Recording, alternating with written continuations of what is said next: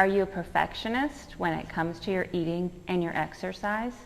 If you were to keep track for a month of your eating and your exercise during a month, and you had an 85%, as a perfectionist, would this bother you because it's not a 100%?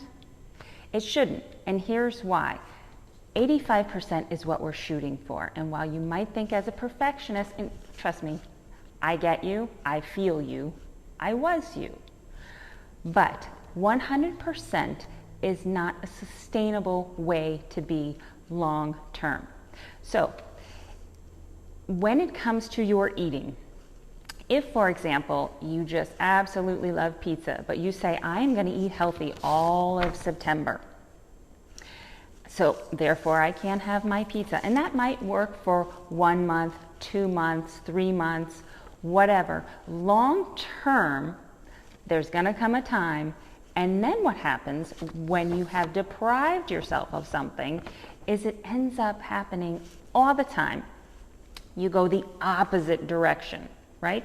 Rather than incorporating things that you like in small bits and pieces here and there, because that's not perfect, we end up setting ourselves up for failure when we're reaching for that 100%. I'm not saying that we shouldn't try to eat healthy all the time, but what I'm saying is we need to find that balance, and you have to find the balance that works for you and that works best for you and your lifestyle.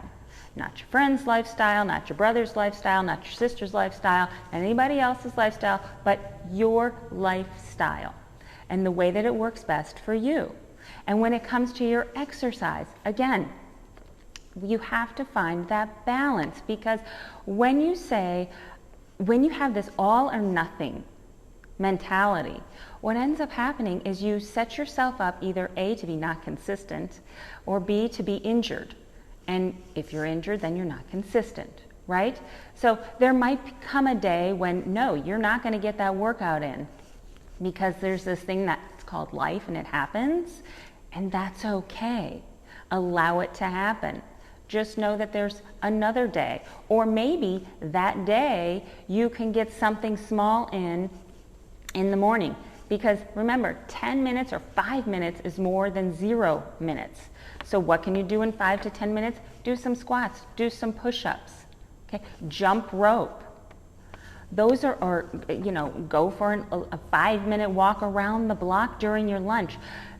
There are ways that you can still do things and get your exercise in. It might not be perfect in your mind and what you had set out to do for that day.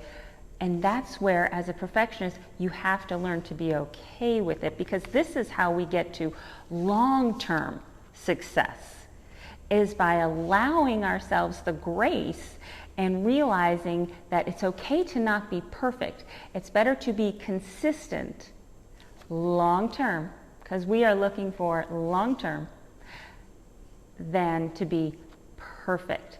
That doesn't mean you don't aim to be good at what you're doing, or to get your workouts in, or to eat healthy. It just means that it's okay some days when it doesn't happen, because the next day we'll just try again, right? So give yourself some grace.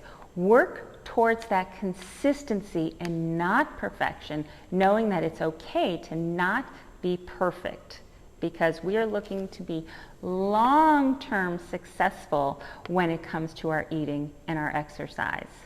Make it a great week.